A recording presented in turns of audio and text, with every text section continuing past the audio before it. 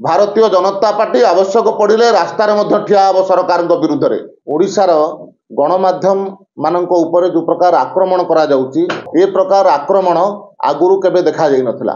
जदि केही सरकारंकर जनविरोधी नीति उपरे कौनसी प्रकार प्रश्न उठाउची, से प्रकार सांबादिक मानक कर्तव्यरत सांबादिक मानक ऊपर मरणात्मक आक्रमण करा जाउची। गत काली मध्य मंचेश्वर जो VSS नगर ठारे कर्तव्यरत सांबादिक को ऊपर जो प्रकार भाव में मरणात्मक आक्रमण करागला, 4 जन युवक भुजाली रे तांको आक्रमण कले, यह अत्यंत निंदनीय घटना। ये आज केवल घटी नहीं, या पूर्वर मध्य देखिचु ए भुवनेश्वर रे महिला सांबादिक ऊपर मध्य आक्रमण करा जायछि। पटिया अंचल रे मध्य जमी दुर्नीति को लेकर प्रश्न उठाइथिबा कारणरू से अंचल रे मध्य सांबादिक ऊपर आक्रमण करा जायछि।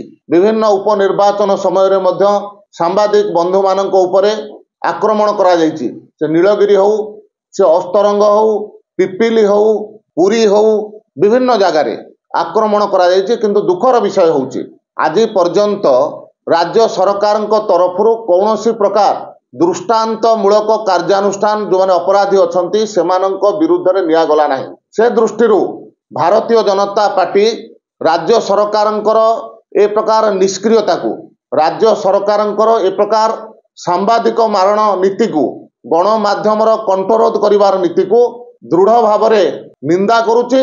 एवं भारतीय जनता पार्टी मध्य ये समस्त गणमाध्यम सहित ये समस्त पीड़ित सांबादिक मानक सहित ठिया हेछि, सेमानक सहित भविष्यत रे मध्य ठिया हबो। विभिन्न समय रे राज्य सरकार तरफरु गणमाध्यम उपरे मिथ्या आरोप लगेइकरी तांकर कंठरोध करिबा पई विभिन्न प्रकार तदंतर आळ देखैकरी तांको हैरान करा जाउची, केतेबेले जेल रे भर्ती करा जाउची, जहा ओडिशा इतिहास रे केतेबेले देखा देई नथिला।